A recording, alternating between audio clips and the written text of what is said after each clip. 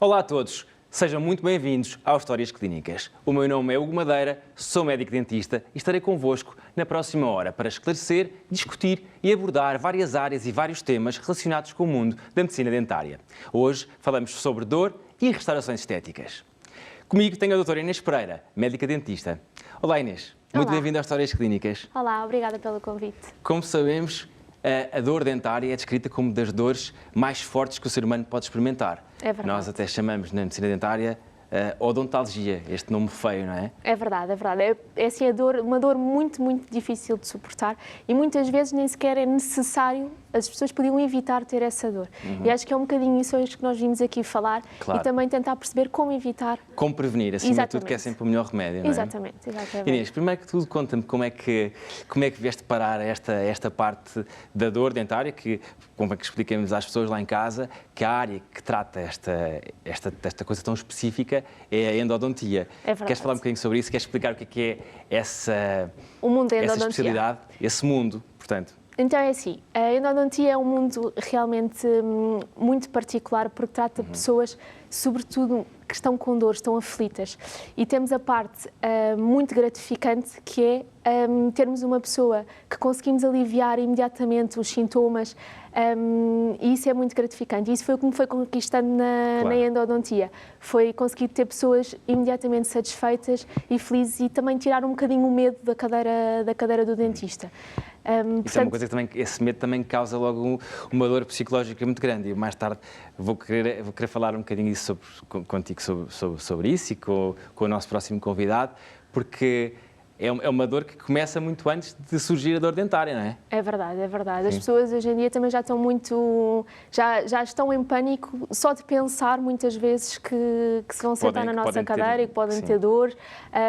E isso é o que nós hoje vamos abordar e vamos tentar explicar que não é Inês, preciso. Esta dor, ela pode ser aguda ou crónica? Sim, é verdade. A dor pode ser aguda ou crónica. As dores agudas são dores muito, muito espontâneas e são mesmo muito, muito dolorosas. São mais espontâneas. A dor crónica é uma dor mais persistente, é uma dor que fica e que... Pode-se viver quase a vida toda com ela. Pois, é verdade, é verdade. Não é? Como existem dores crónicas no nosso corpo, nas articulações, das artrites, de outro tipo de doenças, a dor dentária também pode ser crónica. Pode ser crónica, mas a maior parte das vezes não é muito comum. Normalmente são dores muito que nós conseguimos solucionar e dar mais conforto. E a pessoa não precisa de viver eternamente com elas, a grande maioria. Inês, a dor, falando agora das dores agudas, qual é que é a dor que te aparece mais? Como é que a defines? É assim, nós temos aquelas pessoas, nós temos vários tipos de dor. Nós temos aquelas pessoas que nos aparecem porque estão com alguma sensibilidade dentária, que incomoda e que sentem aquele desconforto quando bebem água fria, quando aqueles alimentos frios ou quentes e começam a sentir. E temos aquelas pessoas que nos aparecem e que já vêm muito, muito aflitas, que não aguentam sequer comer, à noite não conseguem dormir bem, que acordam e essas pessoas realmente ficam um bocadinho perdidas. Ficam. Eu gostava de dividir um bocadinho este tipo de dores, não é? Porque sei que há dor ao frio, há dor ao quente, há dor ao doce, existem várias dores e gostava também que o público lá em casa ficasse um bocadinho mais elucidado e soubesse o que fazer quando, por exemplo, está com uma dor num dente ao frio, quando bebe uma coisa fria ou alguma coisa com gelo, o que fazer? Se é grave, se não é grave. Então é assim, Começamos então pela dor ao frio. Vamos começar a dor ao frio. Sim. Primeiro, é importante percebermos que a dor é um mecanismo de defesa do nosso organismo. Portanto, qualquer tipo de dor é um alerta para que alguma coisa não está bem e que nos devemos dirigir à especialidade, ou neste caso ao médico dentista, para vermos o que é que se passa. Temos aquela dor, a sensibilidade ao frio, que é a dor que nos aparece até mais frequentemente. É aquela pessoa que diz, bebi qualquer coisa fria ou comi qualquer coisa fria e comecei a sentir assim uma sensibilidade. É sinal que alguma coisa não está bem. Temos que verificar, temos que analisar, é preciso ir ao médico dentista. Mas é menos grave de todas, não é? É menos grave e normalmente é a que solucionamos mais rapidamente. Pode ser uma cárie dentária, por exemplo, que já lá está e que nós rapidamente solucionamos na própria consulta, removemos a cárie e daqui a bocadinho já abordamos. Vamos só andar um bocadinho atrás, porque há pessoas que nos estão a ver que não sabem bem a anatomia de um dente, não é? Então queres-nos explicar como é que é a anatomia de um dente e até onde é que esta cárie pode ir para provocar tal tipo de dor. Então, temos que perceber um bocadinho que nós temos várias estruturas no dente. Temos o esmalte, que é a camada de fora, depois temos a dentina e depois então temos a polpa dentária. E no que toca à cárie, nós temos aqui vários envolvimentos destas camadas e a sua gravidade associada. Portanto, se tivermos uma cárie pequenina, uma cárie de esmalte, normalmente não temos assim sintomas, não temos grandes sintomas. Podemos sentir uma sensibilidade, qualquer coisa já que pode dar um sinal, portanto, perfeitamente tratável. A seguir temos a dentina e normalmente aqui sim, já começamos a ter sintomas mais fortes, as tais dores ao frio, provavelmente já há alguma dor ao quente, o doce também aparece muito associado logo às dores. A dor ao quente. E depois, exatamente, e depois temos aquela dor que quando já a cárie já atinge a polpa dentária, que é aquele núcleo que está no interior do dente, onde está a parte nervosa, então, nessa altura já temos uma dor mais forte, uma dor a quase todos os estímulos e, portanto, mais insuportável. Nessa altura já temos mesmo, provavelmente, desvitalizar o dente. Sim, e aí podemos ter os abscessos. Exatamente. A partir daí, se nós deixarmos esta cárie evoluir muito, se houver uma contaminação grande bacteriana, então já podemos desenvolver o abscesso dentário e aí sim a dor é extrema. Qual é que pode ser a complicação maior de um abscesso dentário?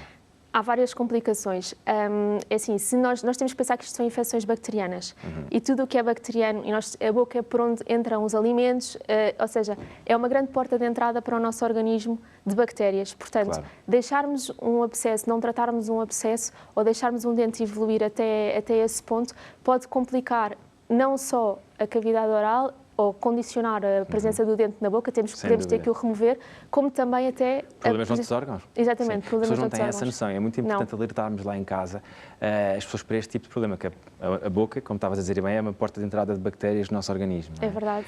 E as bactérias do coração, as bactérias muitas vezes até se podem alojar no coração e as pessoas não têm noção disso e como toda a gente sabe, o coração é um órgão vital. Como é óbvio. E pessoas que tenham problemas, nomeadamente com válvulas cardíacas, que têm que fazer a tal prevenção para a endocardite bacteriana, essas pessoas têm que ter uma saúde oral fantástica e não podem ter este tipo de abscessos nem Exatamente, nem pode condicionar bastante todo o problema cardíaco, pode ficar ainda pior, agravado, por causa destas situações dentárias. Há que ir ao médico dentista, há que... Prevenir, sobretudo prevenir, porque não é necessário realmente chegarmos a esse ponto. Com prevenção, higienes orais, de 6 em 6 meses, onde nós radiografamos os dentes, analisamos aquelas sensibilidades ainda muito ligeiras, não precisamos de chegar a esse ponto.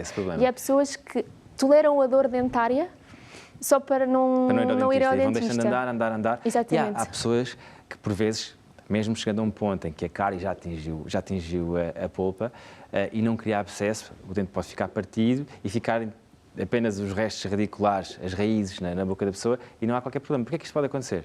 Não há problema porque, assim, há um estado de equilíbrio que se mantém ali e a pessoa mantém os restos dentários, às vezes até acho que é um bocadinho um golpe de sorte quando o dente não é tratado, ficar ali sem dar sintomas. O ideal é que isto não aconteça, porque o dente continua lá, continua a haver infiltração bacteriana e pode na mesma condicionar e ter abscesso futuro. Inês, vamos falar aqui de uma coisa um pouco controversa, mas as pessoas têm muito aquelas mesinhas caseiras e aqueles remédios para quando têm dor de dentes.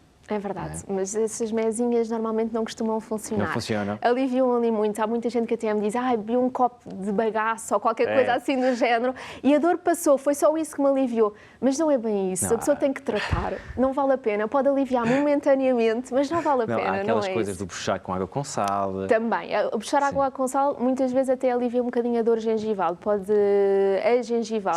A dentária normalmente não tem grande influência. Sim, nós estamos a falar essencialmente da dor dentária. Exatamente. Nós podemos a pessoa pode achar que tem dor num dente e na verdade não é num dente, não é? Pode ser na articulação, pode ser outro tipo de problemas. Há pessoas que dizem, que nunca te chegou ninguém a dizer que lhe dói os dentes todos. Tem uma sensação dos dentes todos dormentes, todos sensíveis. E tem, isso acontece. Acontece que tem os dentes todos dolorosos de sensação e também temos a dor gengival, que às vezes também dá essa sensação, que são pessoas que acabam por não ir regularmente ao dentista, que têm gengivites, que são inflamações gengivais e que dizem sempre, dói-me os dentes todos. No fundo não é uma dor dentária, é da estrutura da gengiva que está à volta, e que também é uma sensação muito desagradável. E mais uma vez vezes aqui funciona a prevenção. Fazer higienes orais, ter os cuidados de higiene diários certinhos, sempre. também ajuda. Tem que Exatamente. estar sempre na ordem do dia, não é? Sempre. Inês, já vamos continuar a nossa conversa sobre dor e o que é que vem a seguir à dor, como tratar estes dentes, mas primeiro vamos ver uma peça com uma colega nossa que fala sobre dor dentária. Vamos a isso.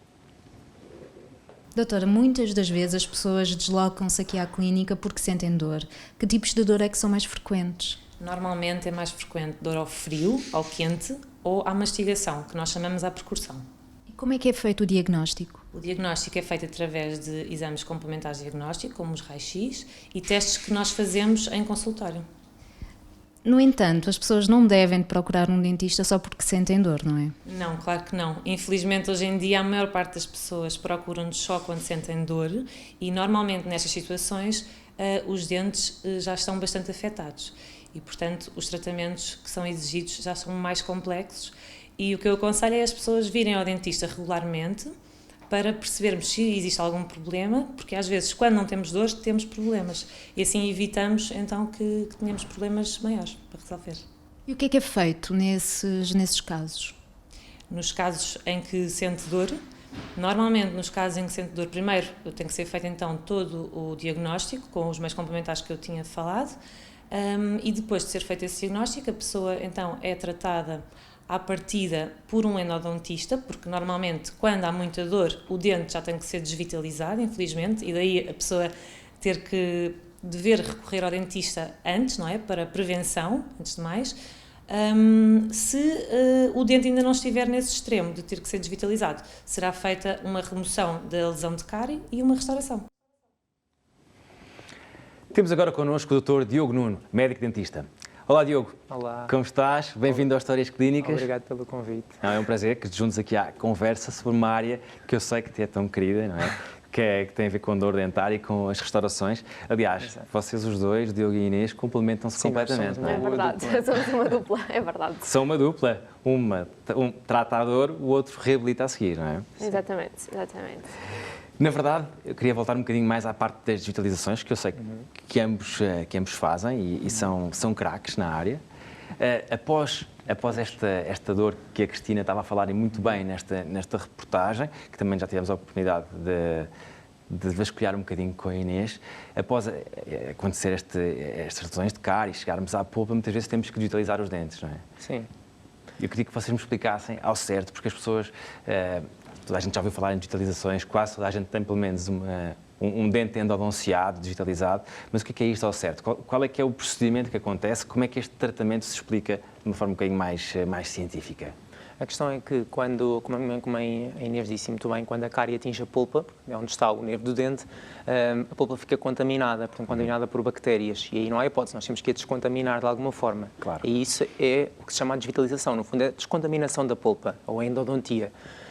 E nós temos esse nome feio, não é? Exato. Esse nome feio. Ninguém quer ter um dente endodonciado, não é? Exatamente. Mas acontece e nós estamos lá para o tratar. Claro que sim. Nós temos meios mecânicos e meios químicos para fazer essa descontaminação da polpa. No fundo, fazemos uma mistura dos dois para que isso aconteça. Numa ou duas consultas, nós conseguimos fazer esse tratamento.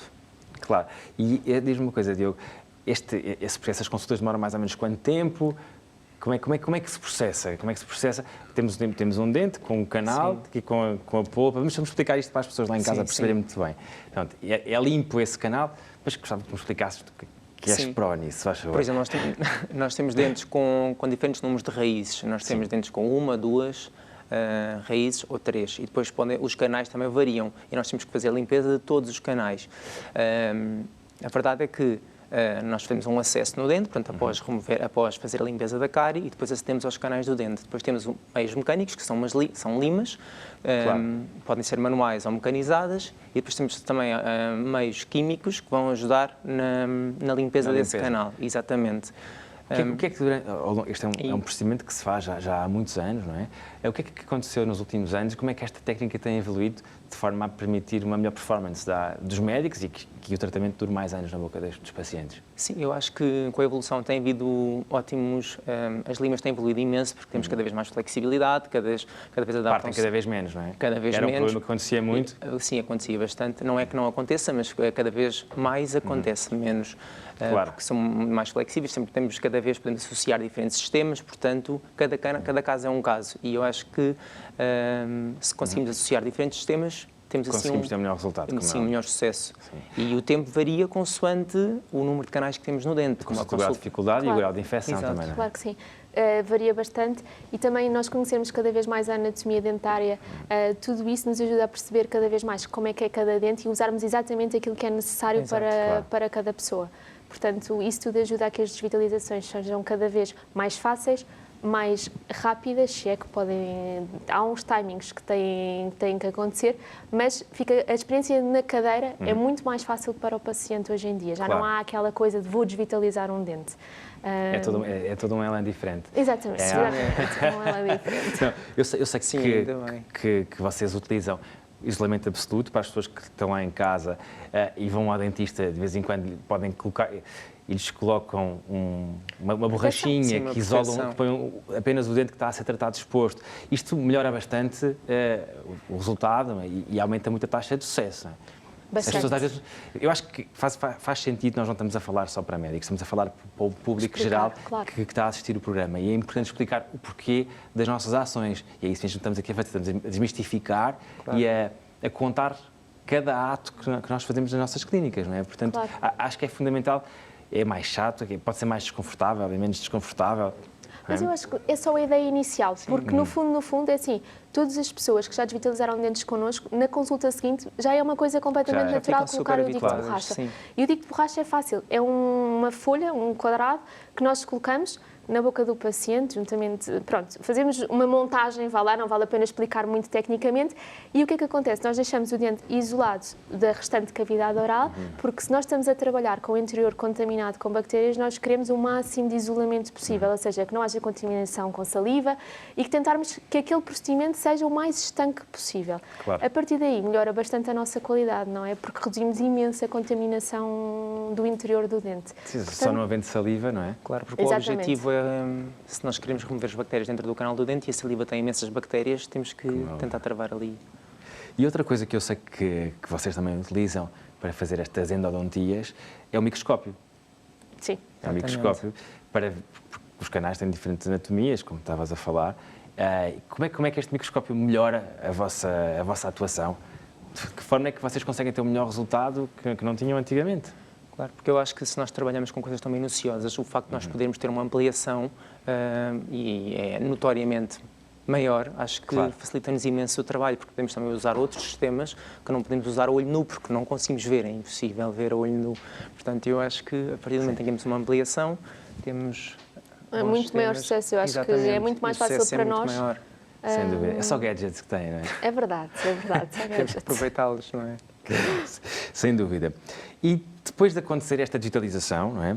O dente é preenchido com um material que é gota percha, certo? Material plástico. Eu não faço digitalizações, mas também sei algumas coisas.